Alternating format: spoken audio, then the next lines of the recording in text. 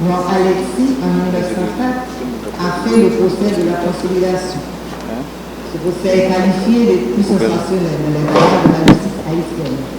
Simplement parce que des corrompus, et pas des membres, un ancien président, un chef de cabinet, deux fils de président, un ancien ministre, des employés de la Banque nationale de la République d'Haïti, des parlementaires ont été condamnés pour corruption après avoir dilapidé le trésor public. Pour le président Noir Alexis, le détournement de fonds publics, les gains illicites, le vol, représentent le plus grand crime contre la nation. Malgré la présence des bateaux de guerre allemands et français dans la rade de Port-au-Prince, ce procès a eu lieu. Il a eu lieu grâce au civisme intraitable du président Noir Alexis, à son sens implacable de la justice, à son respect de l'état de droit et grâce à son honneur. Jean-Claude Duvalier, en 1975, a fait le procès d'Étienne au Dubonville pour corruption, et usage de faux. Là encore, un ministre du gouvernement a été jugé pour faux et faux, usage de faux et corruption. Une décision s'en est sortie, prononçant des peines d'emprisonnement de travaux forcés assortis de dommages d'intérêt. En 1986, marque un tournant de notre histoire. Après la dictature, c'est le règne de la démocratie. Oui, nous sommes en démocratie. Cette démocratie qui nous fait vivre le plus sombre moment de notre histoire. Une histoire marquée de massacres. Le massacre de Fort Dimanche, le massacre de Jean Rabel, le massacre de la Ruelle Vaillant, le massacre de Saint-Jean-Bosco, le massacre de Piat, le massacre de Rabotou, le massacre de Bel-Air, le massacre de la Saline, le massacre de Cité-Soleil. Nous allons nommer ce qui se passe aujourd'hui à Tabar, Carrefour, Bois des Bouquets, Plaine du Mille de Sable, Carrefour seul, des massacres. Des massacres économiques ou politiques, nous ne pouvons répondre. La justice ne les a pas qualifiés. Jusqu'à ce jour, on n'a jamais traduit en justice les auteurs de ces massacres. L'impunité dans laquelle le gouvernement, la justice permettent à ces gens d'agir est totale. Ils sont connus, mais sont en liberté. Ils peuvent être appréhendés, la police accuse la justice. La justice reste muette, elle ne répond pas. Et quand on assassine notre bâtonnier, Montpellier Norval, qui fait partie du système judiciaire et dont la poursuite de l'instruction de ce dossier pourrait aboutir, on est coupable, complice, auteur de ce crime odieux, soit traduit par devant le tribunal compétent, on s'arrange pour bafouer cette instruction. On vole le dossier, on menace les juges, on fait disparaître les ordonnances de juge d'instruction pour l'audition des témoins. Les témoins jugés importants pour certaines personnes pour peuvent être cités. Le parquet en fait l'autre. Le dossier du bâtonnier Montpellier Norval a atteint sa troisième année d'une instruction tumultueuse. Qui aurait senti encore sous le choc la pression du bâtonnier, l'action des membres du conseil du bâtonnier Norval et de certains avocats du barreau pour le constat du juge de paix et la continuation de la procédure allait se heurter à de grandes difficultés. Pourtant, on a annoncé la couleur très tôt. La levée de service des policiers affectés à la surveillance des lieux du crime. Le retour de l'assassin ou des assassins sur les lieux du crime pour entrer par effraction de la maison du bâtonnier Chanchicois. Peut-être quelque chose qu'on avait oublié, n'importe. L'arrestation des policiers de Gaulle, suivie de leur libération immédiate, laissait déjà voir que l'affaire ne serait pas facile. Les pressions exercées sur le juge en charge de l'instruction ont porté leur force. Ce dernier a pris la chute. Le dossier est confié à un autre juge qui, malheureusement, avant même sa réception, voire son étude, a préféré poser des conditions que les autorités n'allaient pas accepter. La situation sécuritaire, maintenant le dysfonctionnement du tribunal, a également causé du tort à l'évolution de ce dossier. Alors, tout d'abord, avant de débuter, au nom d'Avocats sans frontières Canada, je tiens à exprimer notre solidarité à l'égard de la famille de Maître Norval, de ses proches et à votre égard, chers avocats et avocates. Nous tenons également à remercier le barreau de Port-au-Prince pour l'invitation aujourd'hui.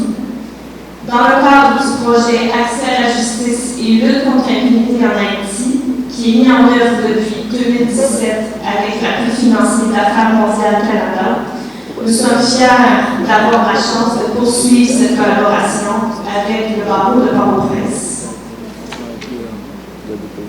Le destin des procès pénaux emblématiques en Haïti.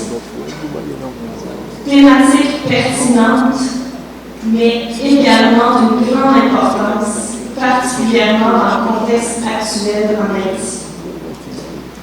Haïti a ratifié plusieurs conventions internationales en matière de protection des droits humains. L'État haïtien a donc des obligations à l'égard des citoyens et des citoyennes dans le cadre de la protection de leurs droits. L'accès à la justice des victimes doit être garanti par l'État haïtien afin notamment de permettre d'identifier et de traduire en justice les auteurs et les autrices des crimes qui sont commis. Tout d'abord, qu'est-ce qu'un cas emblématique? Dans le cadre d'une approche de litige stratégique des droits humains, on qualifie d'emblématique un cas qui a le potentiel de générer des changements qui sont structurels dans une société. Depuis plus de 15 ans, Avocats sans frontières Canada a développé une expertise dans des contextes juridiques et politiques variés, en soutenant des partenaires locaux qui sont impliqués dans la lutte contre l'impunité dans le cas justement de dossiers emblématiques. Pour ce faire, Avocats sans frontières utilise le litige stratégique des droits humains qui consiste à mener en faveur soit des personnes en situation de vulnérabilité et ou des victimes de violations de droits humains des cas emblématiques autant devant les tribunaux nationaux que les tribunaux internationaux. L'objectif est de créer et d'influencer la jurisprudence de manière favorable à la réalisation effective des droits humains. Que ce soit en Colombie, au Guatemala, au Nigeria et ici en Haïti, ASFC a appuyé des dossiers emblématiques devant les tribunaux nationaux, régionaux et internationaux, de manière à influencer la jurisprudence de manière favorable à la protection des droits humains. L'indépendance de la justice se trouve dans ces conditions gravement affectées. Son pouvoir de juger est contrôlé par les forces extérieures. Des procès emblématiques ont lieu, il est vrai, en Haïti.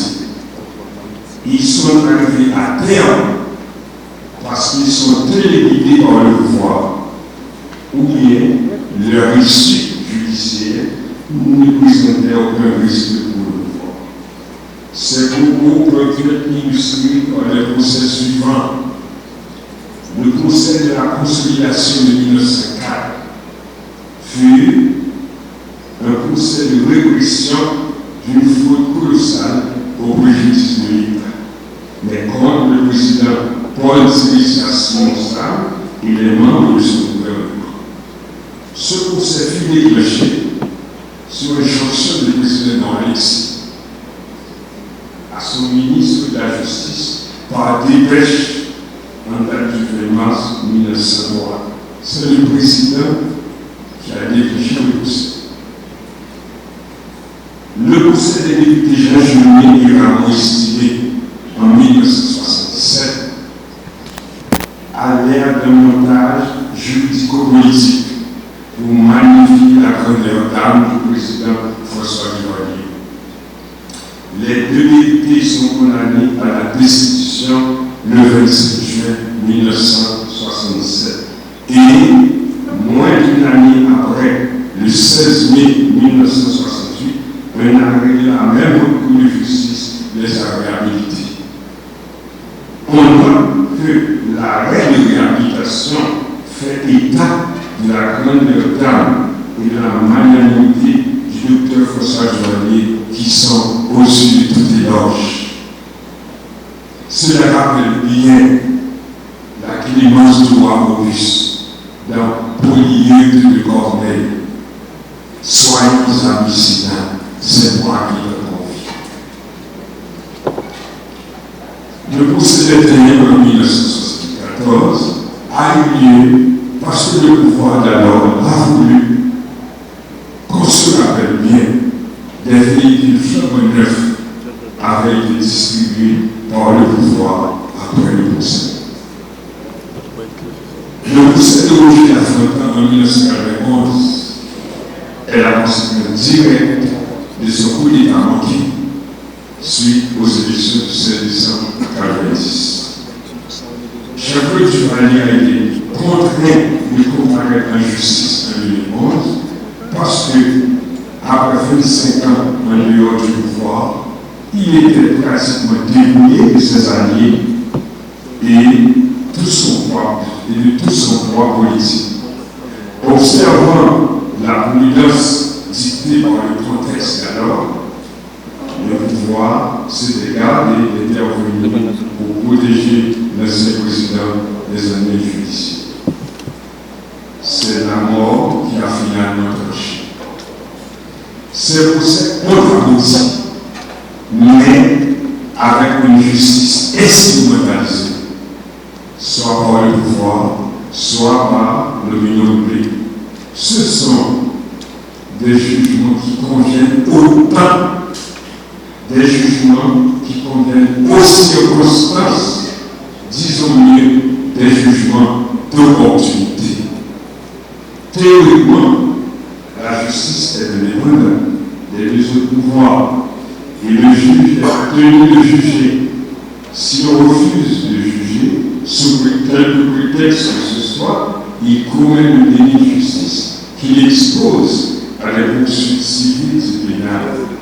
Code civil, article 9, code pénal, article 56. Or, le destin de ce procès dit emblématique ne dépend pas en réalité du juge, mais des aléas politiques, de l'instabilité institutionnelle auquel le pays est constamment soumis.